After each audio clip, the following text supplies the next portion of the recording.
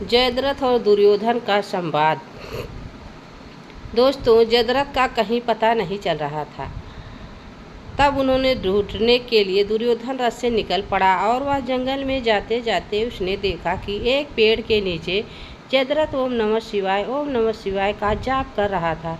उन्होंने पूछा कि जयद्रथ, आप यहाँ क्या कर रहे हो? आपके गायब होने से मेरी बहन का रो रो कर बुरा हाल हो रहा है और आप यहाँ तप कर रहे हैं, और यह आपकी हालत किसने बनाई?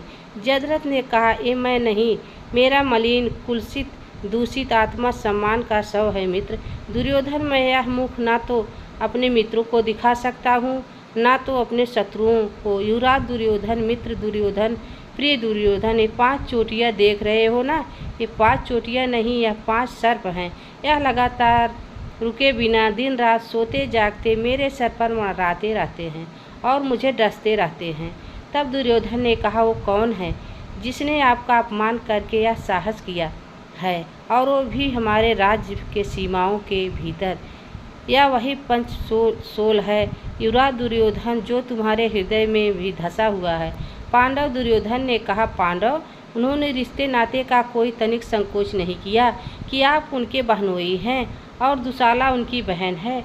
आपकी यह दशा बनाकर उन्होंने सर्प के बिल में हाथ डाला है। भ्राताश्री और दुर्योधन उन्हें कभी क्षमा नहीं करेगा। सब दुर्योधन ने कहा।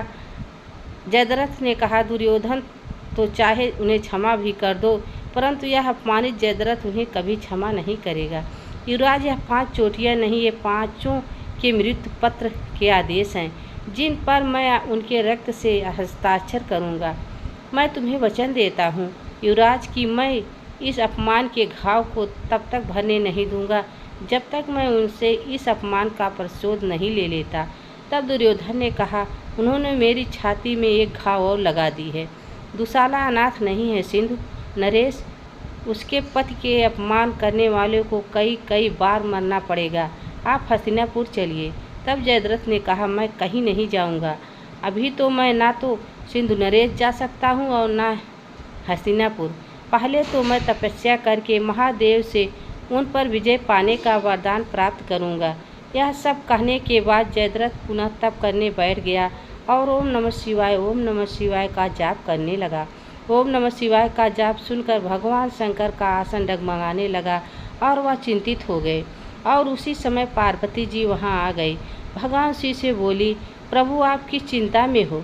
तब भगवान शंकर ने कहा, देवी मैं इस चिंता में हूँ कि सिंधु नरेश का राजा जयद्रथ पांडवों पर विजय पाने के लिए तपस्या कर रहा है। पार्वती ने पूछा, तब आप क्या करेंगे? प्रभु, पांडव तो धरती पर सत्य के प्रतिबिंब हैं और स्वयं नारायण के छत्र छाया में हैं। भगवान ने कहा, यदि तुम मेरे स्थान पर होती तो क्या करती? मैं उसे कोई वरदान दिए बिना ही लौटा देती प्रभु। भगवान ने कहा, हे देवी, मांगने वाले को कभी लौटाना नहीं चाहिए।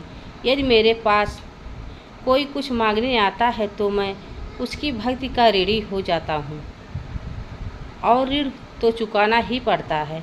मैं मांगने वालों को खाली हाथ लौटा नहीं सकता। तो क्या आप वरदान दे देंगे? तो भगवान ने कहा, यही तो चिंता है।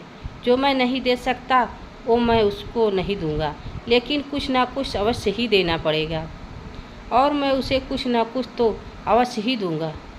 भगवान ने पार्वती को समझाते हुए कहा, तुम चिंता ना करो, जो हो रहा है उसे बस देखती ही जाओ। रक्त के एक समुद्र के मंथन की घड़ी निकट आती जा रही है। दोस्तों, यह वीडियो आप सबको कैसी लगी कमेंट में ज़रूर बताना। चैनल पर नए हो तो लाइक सब्सक्राइब ज़रूर करें। तब तक के लिए राधे राधे, जय श्री कृष्ण।